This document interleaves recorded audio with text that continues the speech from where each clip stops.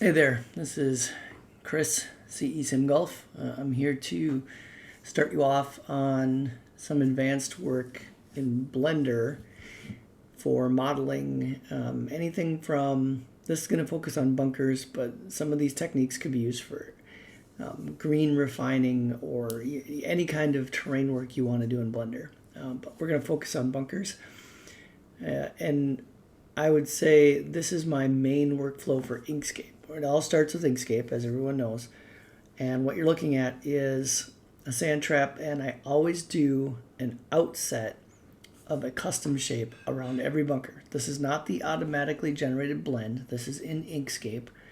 So what we're looking at here is I'm using the custom 4 over here because it generates no additional blend. If you were to do this with a shape that generates a blend, that would be a problem. So you don't want to use like the yellow 3 or anything, just because that would create so many extra splines because it's already going to generate a tiny spline for the blend from the bunker, that you're going to have a lot of trouble getting it through cutting and meshing because it's just going to create so many vertices so close together. So I'm using custom 4. I do this around every bunker, every course now. It hurts nothing. It's easy to clean up in Blender if you decide not to do any custom work. And I just think for the minimal amount of hassle getting through splining and cutting and meshing, it can create a little more problems there, but not a lot. I think it's worth it. So it's there if you need it. I'll explain why we're doing it now. First, let me talk about how big I make them. They're not big. They're small. They're a little wider than what an auto-generated blend would be, but not much. If you look in the preferences of Inkscape, you have control underneath behavior steps for your movement, but also your inset outset. Mine is set to 0.5 pixel. And what I do for my bunkers is this is a 2-click outset, I believe. So if I go down, I go 1, 2, and that's it. First what you do is you would, I'll delete that shape. I'll show you the process. So take your bunker after you've drawn it. You're going to duplicate it. Go click, click, make it 2 bigger. Go custom, and then page down until it falls behind your bunker. That's it. Occasionally, just like any other spline, you're going to need to do cleanup. You can go in here. You might find a duplicate one that you need to delete or something like that. It will not always be an exact shape because it's automatically generating it, but it's a pretty good border. And that's how you do it. So then when you mesh that, here's why we do it. When it comes into Blender, meshed and everything, you see you have your bunker sand shape. This is the automatically generated, the dark pink, the auto gen shape, and this is our custom. If you do it wider than that, wider than 2 clicks, you'll start seeing additional vertices and geometry in here. And all we want is one thick stripe that's got an outer loop out here, all the way around the bunker, and of course the inner loop, with no messy vertices in between. The reason we're adding this shape is because if you look at the rough, the way it joins the shape next to it, in this case the custom, but it would look the same if it was joining the bunker or the auto gen. It's got these triangle vertices, or triangle faces, tries. If you look at what you get down here, you get a very defined loop, clean loop around, all the way around. And if you look at your rough, you don't have that. See how these vertices, if you go one step in from the border, you've got, they jump all over the place, right? You come over here, you've kind of got a loop, but then you come over here and it starts breaking. It might come out here. You've got no loop through here. See, because it's, so by adding this shape, you get a really clean additional loop around the outside of your bunkers, and that allows you to play with the geometry in a better way that isn't going to create sharp edges, and it's just much easier if you're doing Blender modeling. If you look, I'm going to open up my Prairie Dunes file. This is Wingfoot. Prairie Dunes has a very different bunker style, so we're going to look at that. these bunkers have a very interesting shape, a bit different. Now, when we Inkscaped the custom 4 outer on this one, we drew them by hand. Actually, Run did these for me to work with. And this bunker is pretty mundane, sort of tame. But if you look at, let's grab a really crazy one here. Let's go in here. You can look at these guys. And some of these have just some wild shapes. Now, if you look at them, let's find one I haven't worked on yet. Here you go. So you can see this looks very, very close to the same, but I don't believe it was done by an outset. I believe he was doing these hand-drawn. And you'll see just a little difference in the geometry. It's a little wider, so you have a border, an inner loop, and then an outer loop instead of just a single. But what happens is there are some places where it doesn't flow all the way through. That's not the end of the world, and it's easy to clean up. It does require a little more work than just doing a 2-click outset. But it was necessary on prairie dunes because some of these bunkers are just so wild in their shapes and so ragged on the outside edges that if you just tried to do a simple outset, it's going to make some really messy vertices, and you're likely to end up with problems trying to get it to cut and mesh.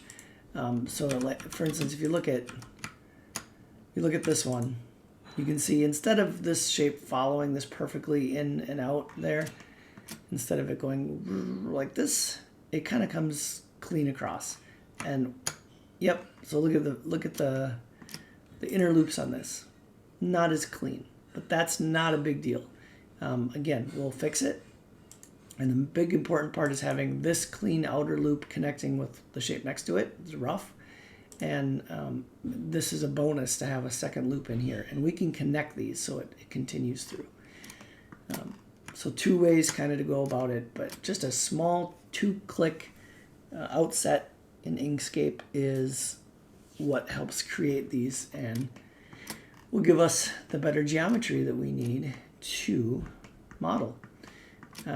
So the rest of this video now, we're going to focus on cleaning up these shapes. So we're not going to look at wingfoot. We're going to look at prairie dunes. Excuse me, clean up geometry so that we can model better. So I'm going to go into this one and show you on one of the more extreme bunkers how to clean it up. All right, so assuming we have some Blender knowledge, and if not, go take a Blender course or refer to the document that I wrote up with some of the common things that I use for shortcuts and menu items and just interface for Blender. We're going to tab into vertex mode to take a look at this. So what we have here is a really interesting shape bunker, and there's bound to be problems where the mesh is not quite as clean in something like this. Looks like I already started a little on this one. We're going to go find a different one that I haven't touched. Let's see. Let's go somewhere else. Find a gnarly bunker. Oh, here we go. Look at these guys. Okay. Perfect examples. I haven't even looked at these yet, but I bet they're a mess. Let's take a look inside this. Okay. Yep. We got some perfect amount of small problems on this one. So this is your standard generated topology. This is the way it meshes. You've got these 4 loops, and by loop, what I mean by loop is an interconnected rope of vertices that go around a shape.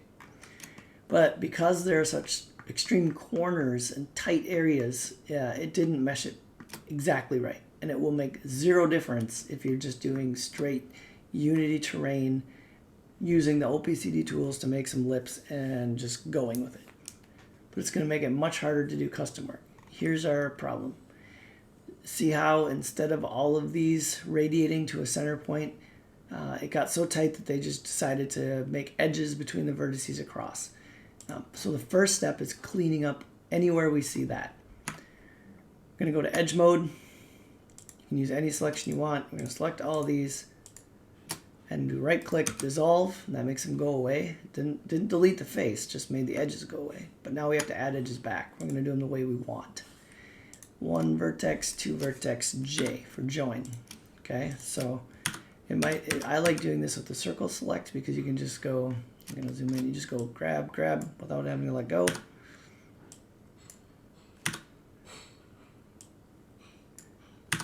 Now, as it gets tight like this, that's not an ideal mesh either, because when we start moving these vertices in, it's going to get very tight and kind of get confusing. It's also fine to take a couple, 3 of these when they start getting close together and merge them. So we're just going to take these 3 at once and do M, merge at center. So you see, this is not a perfect loop anymore because we've created tris instead of quads. But that's okay, it's still going to be fine. And it makes this a little less crowded, and that's kind of what we want. So we're going to go all the way around this bunker looking for those spots. I just saw a couple. Here's another one. Go to Edit, Edge, select all of them, dissolve, jump into vertex mode, and make our new. And I'm just, yeah, you know, yeah, why not? I'm going to merge those. You don't have to merge ones like this. I wouldn't do it too often, but like these 3, they're pretty tight. I think we're going to do it here too. So to make it easier, we're going to merge them first. Now we've got this one right here. Now here's another thing we can do. We can take an edge that's this far away, select the edge, subdivide it, which puts an extra vertex in there. Use that to go to, and then pull that one, anchor it back there, because you want everything inside of these outer loops to be triangles, right? All right, so we're going to space things out like that. Go around. This edge is very smooth, shouldn't be any problems. Here's a tight corner. Let's pull these 2 together. Join that. Did we get all the way back now? Nope, one more spot.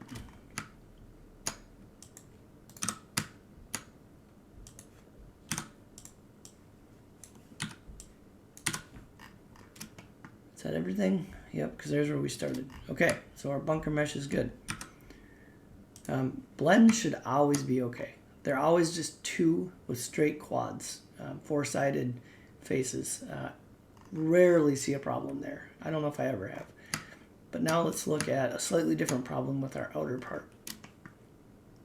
So we're going to go around. This is nice. This is actually really good. It was narrow enough that it only created 2 loops. And then when we get over here, you see it gets a little messier because we have a jump in here. So here's the same kind of thing.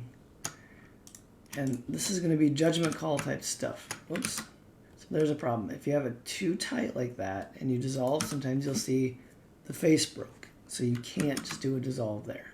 It won't work. So what you could do is we're going to use the knife tool. We're going to click K, and we're going to draw a whole new edge right through there. So that gives us that joined up. Let's see, what we could do here is, let's go, turn off that. We're going to turn our snap on. I'm going to drag these like that. So now we've got that cleaned up. We could knife through here. Not really important because we don't have a loop that goes all the way. So no big deal. That's clean enough. Let's go look around the rest. Even this corner, that's pretty impressive that it kept a sharp edge there. That might or might not be a problem later. All right, looks fine. Let's look at this blend just to see if there's another place we can show an example of another fix. No, that one's beautiful. I like that one. I'm just looking for one that's a little fatter so we can show you. I gotta tell you, Run did a great job on these. There's not too many to clean up. I will look at every one individually. I'm going to pause right now while I find one to show you the next step. Okay, so here I found one that is a little thicker. So you can see it has 3 loops. It has the inner loop, a mid loop, and an outer loop. But it dips in a little bit over here, and it's missing kind of the connection point here. And this is not super necessary. It doesn't really matter if it's a single loop or double loop, but consistency is very helpful just for selecting geometry later and when we do vert painting. So what you could do to quickly fix something like this, if you have a blend that has generated, it's wide enough that it generated a middle loop, but it didn't do it consistently. It didn't get all the way around. If there's any gaps, you can use the knife tool. And I'm going to turn on my vertex snapping. So when I use my knife tool, it starts by clicking right on this vertex, and you can just draw straight through to the next one. If it curves around a corner missing a piece, you can actually click anywhere along the path and it just keeps going. So we can click there, we can then click on this edge, you can see it light up, and then through to there. And hit enter. We'll do knife again. We're going to start here, and this is pretty straight. Go there. Boom. Now what we have is we should have a mid loop that goes all the way through the middle. And sometimes it's going to have a little bit of a hard time selecting everything. It doesn't love it yet. There we go. All right, so now we have an easy time selecting it because it's a loop. So it goes all the way around, and we can select it. Easier to select, easier to vert paint, cleaner when we edit the geometry. All right. Now that we've talked about fixing the meshes, let's talk about why we fix them and how we are going to go about modifying these. If you look at this is a partially done bunker. If you look at the difference here, if you look at these 4 outer loops, I call them, and their spacing and the way they look on the inside, and then look at one we haven't touched yet. Let's go over to this one again. You can see how tight these are, and that's just the way it's automatically generated. I don't know how they decided how tight to make those, but the OPCD tools work great as far as it knows which one is a lip, which one is the inner depth, which one is the slope, and it can automatically manipulate those. Now the things we're going to do, we're going to manually manipulate them, and by doing this, we're no longer going to be able to use these tools. We're going to do it on our own. That's just the rabbit hole you're going to go down if you're going to try this stuff. So we're going to select, you can either alt left click, or if you have the plugin I listed, you can double click and it will select an entire loop. So you can see it selected the whole loop around. We're going to use the move key, which is G, and if you tap it twice, GG, it will only move vertices along any of the edges they're attached to. So if I go GG, you can see that they will slide. Oh, I've got snapping on. I need to turn that off.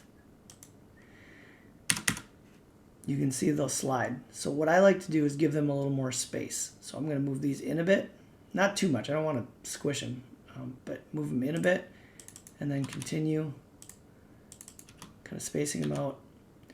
And then I even add another loop up tight to the lip, because when I vertex paint, I tend to like 2 as my lip color. It gives me the ability to later use a randomizer setting and things to give a little bit more variation to the lip, and it works better with more geometry. So we're going to add some. Control R to add loop. You can see by clicking there, it's going to add a loop, and if I zoom out, you'll see it's going to add it all the way around. Now, we couldn't do things like that if we hadn't fixed the geometry. If we still had those crisscrossing or sideways edges, you can't slide vertexes because there's not a consistent edge loop, and you can't select the whole edge loop if it's not consistent. So I'm going to add that loop, and I'm going to move it up really tight like that. And you can change that later, but so this face loop is all going to be my lip. All right. So now we have all our geometry fixes. We've added everything we wanted to. And knowing what I'm working on in this style, I'm going to add 2 loops to the blend. So I have the blend. I'm going to go Control R again, use my mouse wheel to add 2 loops. You have to be careful adding geometry. You don't want to go crazy and just, start scrolling and adding that. I mean, if you add that many loops and that much geometry everywhere, it's going to slow down the course, have performance issues. But a couple has never heard it that I've noticed. There, now we've got all kinds of extra loops that we can use for painting different textures, different grasses, and also for modeling the geometry will be cleaner. Why will it be cleaner? Glad you asked. Here's what this top line represents what your standard cross-section of geometry would look like, going from rough to bunker blend to bunker. Rough, auto blend, bunker. You can see normally it's probably going to be fine. It's a little bit more angular, not as smooth, and there are far less options for moving things around. And if you want to do changes, you're going to end up with very harsh edges and points, and you're also not going to have as many options for vertex painting or for grass because you don't have as many shapes for 3DG materials and you don't have as many vertexes for vertex painting. So here's what it looks like, the same profile with the added custom 4 around the outside. You have 1 or 2 loops of custom 4. We've added 2 loops inside of our blend shape. That's usually just an outside inside. And then we spaced out, we drug these tight outer loops, we drug them out closer to the middle in the sand material, which gave us a more gentle slope into the bunker. Now we can manually go in later and I'll show you how you model to make steep lips, deeper bunkers. Basically it's what you would call digging Unity terrain, only we're just doing it far more precisely using Blender. But we need correct geometry to be able to do those things. And here's kind of one of the ways I was using it on Prairie Dunes. We've got our blend gently moving into, or we've got our custom 4 gently moving into our blend. And then the blend we're using to make an overhanging lip and then down into the bunker. You couldn't do that if you only had this much geometry, right? I mean, if you do like this, you're going to get a ridiculous looking point, and there's not enough vertexes to paint the look you need, and it would be super pointy. It wouldn't look natural at all. So now you know why we did all this. The next step is to take all of our custom 4s and make them the material that we intend them to be. And by that, I mean, let's go look at one we've already done over here.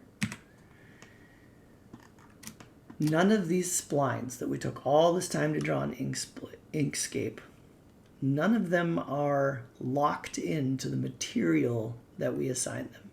You know that in Unity you can drop any material on them, but in Blender using face mode editing, you can separate and join any face or vertice to any material, change the border size, the border shape, move things around any way that you want to do it.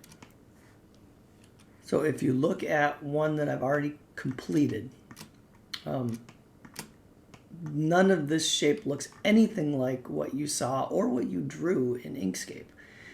This entire dark pink area is in fact the automatically generated blend, but I've added to it. I've made it larger. I've borrowed faces from the rough that was around it and added it to the blend.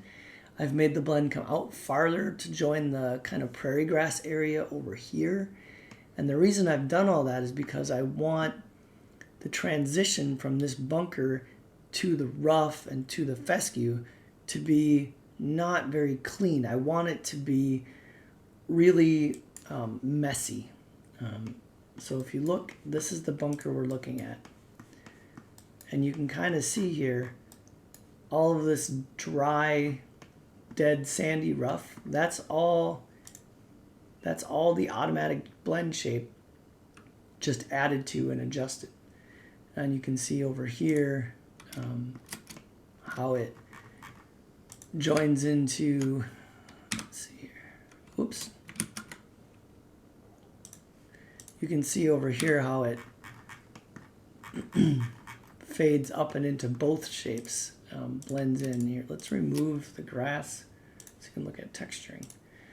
You can see how it blends into both shapes over there. It blends in differently back here to the fescue than it does over here to the other rough. And we've created that overhanging lip right here. And that's all possible. in Blender. So how we're doing that, we are editing by face mode, we are separating faces and then joining them to other shapes. Let's go back to one we haven't started yet. Let's see, is it this one we were working on? Yeah. So this custom 4 we drew, we don't want that to be another material. That's actually just going to be part of our rough. The only reason we drew it and assigned it custom 4 was so that when the meshing algorithm created the FBX files, that it just gave it those extra loops of vertices. So we really want this to be part of the bigger rough shape. So as we're going in, and you have to do this individually on each bunker as you work on it, you select the custom 4 first, shift, and then select the rough. It's important that you select the rough last. It's because when you join something, it will take on the name of the last shape you click. So if I were to grab the rough, then select the custom 4, instead of, so this is Spline 52284 rough mesh. If I select that first, then that, and join, it's going to change the name of this entire rough shape to custom 4, which is not what we want. We want this all to just be rough. So we grab that, Control J, join. Now they are one mesh, all rough. You say, but it didn't change material. Well, it inherits the material. But if you go over here and look in the materials panel, which is this little sphere down here with a checker, it lists 2. If you just delete custom 4, now it's all just rough. That's what we wanted. We just want one big rough shape. But there's one thing left. If you edit vertex mode and you go look at the border, so this is the border. You can see it around the outside. Oh, this used to be the border between the two. Just because the object shapes are joined, it did not merge the vertices. If you click one, every one of these is disconnected, and that's a huge issue when you're trying to model. So you need to merge them.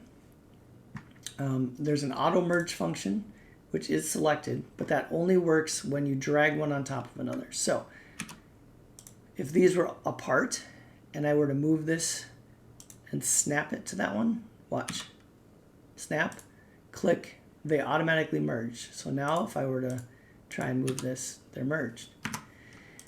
But it doesn't automatically merge them during the join process. So to do that, we're going to go A, select all, M to merge by distance. This is a tiny distance, 0.0001, but they're all occupying the same space anyway. They're overlapping. You could change it to 001, that'd be fine. Removed 173 vertices, which means this entire loop, every one of these, instead of being doubles, is now merged. So now, essentially, this entire rough shape is just a normal shape, spline of rough. It just happens to now have additional loops of vertices that we can use for vertex painting and for modeling, so that when we pull in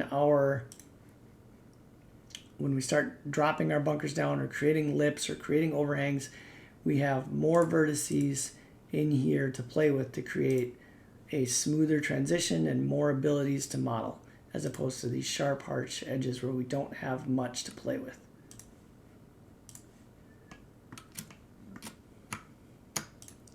So that should take you through all of the ink spline, why we do it that way, how we clean up the geometry it creates, and sometimes there won't be much of any cleanup. If you were to look at the wing foot meshes, because the bunkers are a fairly normal shape without any little crevices and things like that, the geometry is already almost perfect. There was almost no cleanup whatsoever. But there was always going to be a need to merge that custom and make it part of the rough. Now another thing we need to do, and there's a lot of the bunkers that touch multiple other materials, so we can't just merge this custom forward to the rough because we don't want there to be regular short rough between this side of the bunker and the prairie grass. We want the prairie grass to be a part of the bunker. We want it to flow and be messy right into the bunker, not a mowed edge. So what we're going to do, go into face mode. I'm going to use the circle select. That's the easiest. Like I said, none of this is locked into what it is. So we're going to go grab all these faces.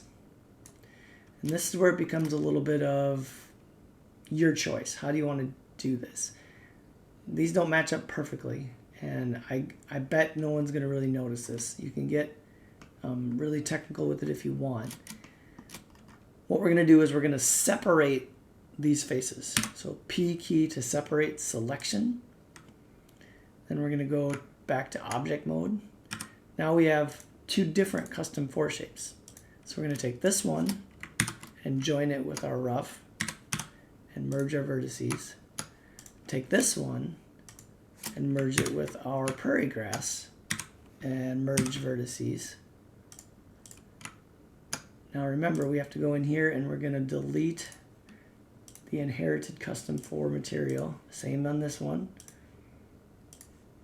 And now we have, albeit a little bit janky at the edges, we have a prairie grass that goes right into our bunker, and we have that nice geometry that we need in there as well. Now if you really just don't like the way this looks, there are things you can do. You can grab these vertices, turn on snap, and you can merge like this. You can bring this back so the transition is straight. Now this separated the meshes, but you can just go into this one, grab this, and snap those vertices together like that. This is things you might not even notice once it's in Unity, but if you're particular and you want it to be just right, then you just go in and move vertices around and make sure snap's on, so you now you have a joined mesh. Now if you wanted to create a deeper blend, like I was showing on this whole 7 bunker, where the blend, auto blend, is way out into the rough, so that you've got a whole bunch of this climbing out rough kind of patchiness, all you need to do is break off some of the rough and add to it. So go back to this one we're working on. Let's take our rough and let's say, okay, where this tongue kind of bends in here, maybe this is like that. It has a lot of that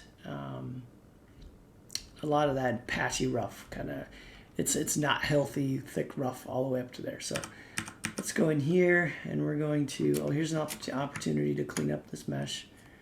You can see here that we've got almost got a full loop. We're going to use the knife to come in here and complete that. Now we're going to grab all these faces here, and you can do whatever you want. Really, you don't want to get it looking too unnatural. Try and make it look a little bit like it's shapes that exist or that you drew in Inkscape. Let's go way out though. Let's go all the way out like this.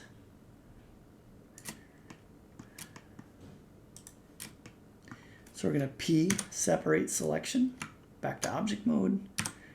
And we're going to grab, remember, whatever you select second will be named. So because we're going to join this to the blend, we select it first, blend second, merge vertices, and then go in and remove the rough because we want this to all become our blend shape.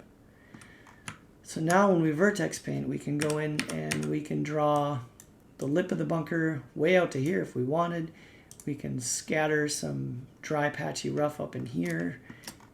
As long as this outer edge, all these outer vertices that touch the rough, have the right color to blend to that rough. It doesn't, this auto-gen blend shape can be as big or weird as you want. And one thing you can also do is you can go in with either the knife tool or the loop tool, and you can create, don't ever start in the middle of an edge, but you can create, starting at any vertex you want, other geometry. Like you can just draw in cuts through here if you want some vertices to exist for painting. Just make sure you always end vertex to vertex. That's kind of the only rule. And if some of them just miss and they're not right, well, you know how to clean that up, right? You just go whoop, the wrong key. We're just going to move these with the move tool. You can slide them with hitting GG, and they stay where they belong. And then you've got more vertices to paint if you want. If you want to space them out, you can select them. The smooth tool works well. That's right-click O. By increasing that, you can just kind of relax them a little bit, smooth them out, make them more natural. And that is how you clean up all the geometry and add new shapes like that. As far as that selecting faces goes and separating, you can do that for any number of things. If you decided you wanted to have any kind of gnarly shape you want, you can just select faces and separate. Now we just have a new spline here. Now you're gonna have to go in here and name it something because it's just gonna give it an automatic name. But you could drop down and give it anything you want. Like, you know, if you wanted there to be a spot of pine straw there, there you go. You forgot to draw pine straw underneath a tree and you realize too late. You can just go separate and assign it a material. That's really a messy, jagged shape there. But there are ways to create more circular shapes, and I wouldn't recommend it. If you can go back to Inkscape, I would. But once you start messing with the meshes this way, once you start separating, joining, cleaning up, adding vertices, or modeling anything, you can't go back. You have to be completely sure you're done in Inkscape and in Unity as far as terrain digging, because you can't recut, remesh, or reconform to terrain, or you will lose everything. If you have done half your course and spent 50 hours in Blender and you remesh it, it will set it back to ground zero. You'll have lost everything. So you have to be sure you're done with all other steps before you start getting fancy in Blender. But if you find little problems, you can fix them. You can fix them with new shapes, new geometry, draw in your own shapes for things like mist pine straw or things like that. All right, that's enough for this video. It got pretty long. There's additional videos coming that are in Wingfoot's meshes showing how to do the actual modeling and vertex painting. But that'll get you through this setup. How you Inkscape it, how you fix your geometry, how you join your shapes and create more interesting shapes. And the next videos will cover how you model and vertex paint, and then more on how you get it into Unity and how you start using all these processes to create things like this and be able to do so many more. I believe there's 9 vertex colors and 3 or 4 different materials of 3DG in here to get these looks. So, but you can get these kinds of appearances like this where you've just got kind of the chaos of certain courses that are so beautiful. All right. Thanks for watching. Thanks for your help. Hope it all goes well.